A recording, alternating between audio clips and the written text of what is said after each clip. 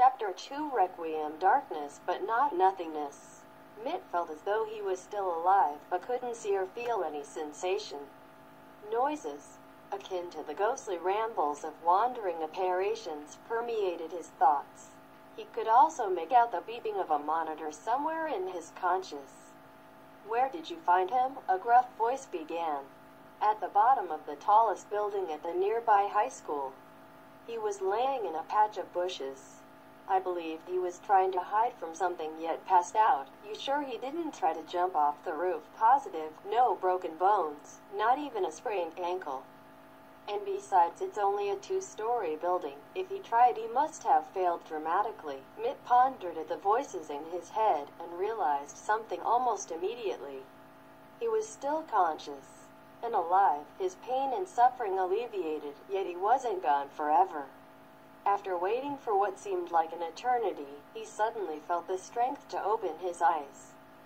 Mitt looked around at the stark white decor of the room he lay in, and was greeted by the incandescent drab of a small-town hospital. "Hey there, sport," a woman who had prior been unnoticed said.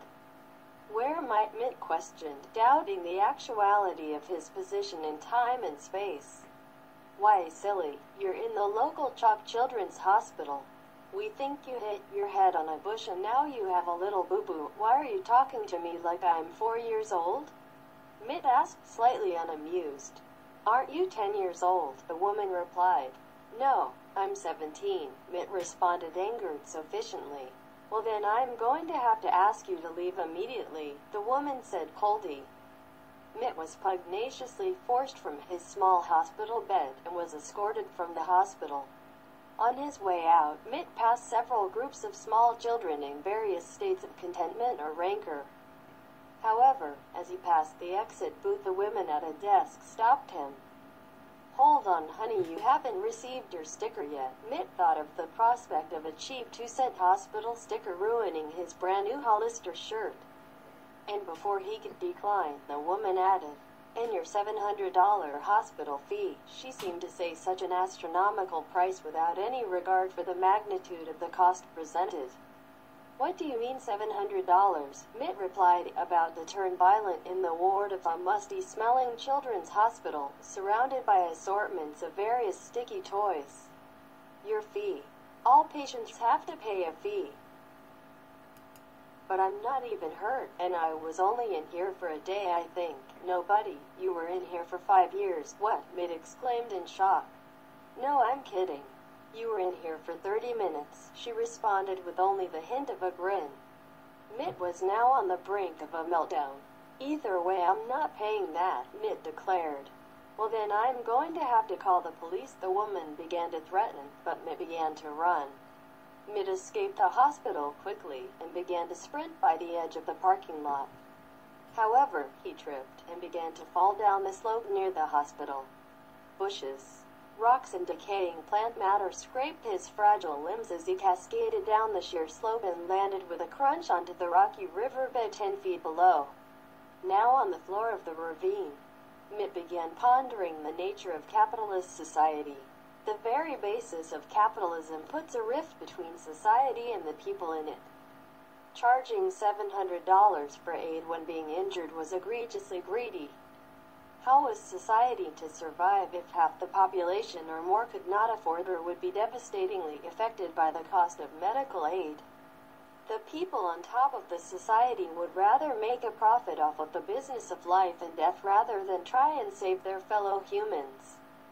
Mitt wondered what society would be like if everyone shared wealth and business, if it was even possible for everyone to live their most comfortable and purposeful life without suffering. However, edging too close to communism in his philosophy, Mitt sat up from the rocky creek and began walking down the dry remnants of a former river. The wail of police sirens crescendoed through the air as he picked up his pace in traversing the underbrush of the small or even non-existent body of water. Mitt thought back to the events of earlier today, his thoughts on mortality and suffering, and the realization of the insignificant life of humans. Mitt asserted now that that was not a way to live a life. From here on out, Mitt would no longer be entombed within his nihilistic philosophies.